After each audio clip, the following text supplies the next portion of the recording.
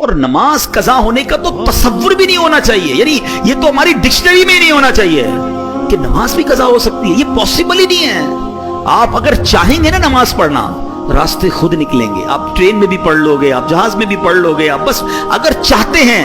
کھانا بھی تو کھا ہی لیتے ہیں نا، لوگ کہتے ہیں یار 4 نمازیں تو پڑھ لیتے ہیں، فجر نہیں ہو پاتی، کیوں بھائی؟ کہتے ہیں آنکھ نہیں کھلتی۔ بڑا عجیب بات ہے، تمہاری فجر میں آنکھ نہیں کھلتی، کبھی ایسا ہوا کہ صبح 7 بجے کی فلائٹ اس لیے مس ہو گئی ہو کہ آنکھ نہ کھلی ہو؟ 7 بجے کی فلائٹ تھی تو رات تو سویا ہی نہیں تھا میں حضرت، خوشی کے مارے 4 بجے ایئرپورٹ پہنچ گیا تھا۔ کبھی 8 بجے صبح آفس کی کوئی امپورٹنٹ میٹنگ مس ہو گئی ہو؟ اسکول پہنچ جاتے ہیں ٹائم پہ، کالج پہنچ جاتے ہیں، نماز ہی مس ہوتی ہے، آفس میٹنگ پوری ہو جاتی ہے، فلائٹ ٹرین سب ملتی ہے۔ اس کا مطلب کیا ہوا کہ جو امپورٹنس فلائٹ کی، ٹرین کی، میٹنگ کی ہے، وہ امپورٹنس آپ کی زندگی میں نماز کی ابھی ہوئی نہیں ہے۔ ورنہ کچھ بھی ہو جائے نماز کیسے چلی جائے؟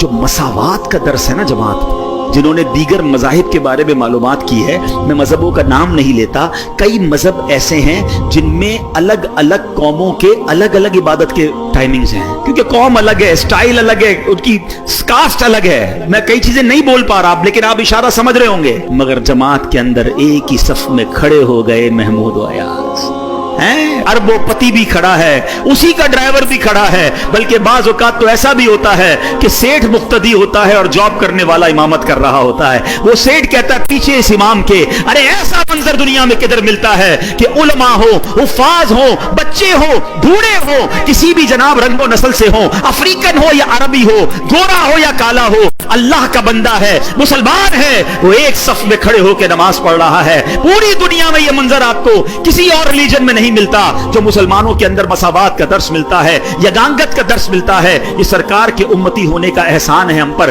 جب یہ منظر میرے رب کی رحمت ملاحظہ کرتی ہوگی، کیسی رحمتیں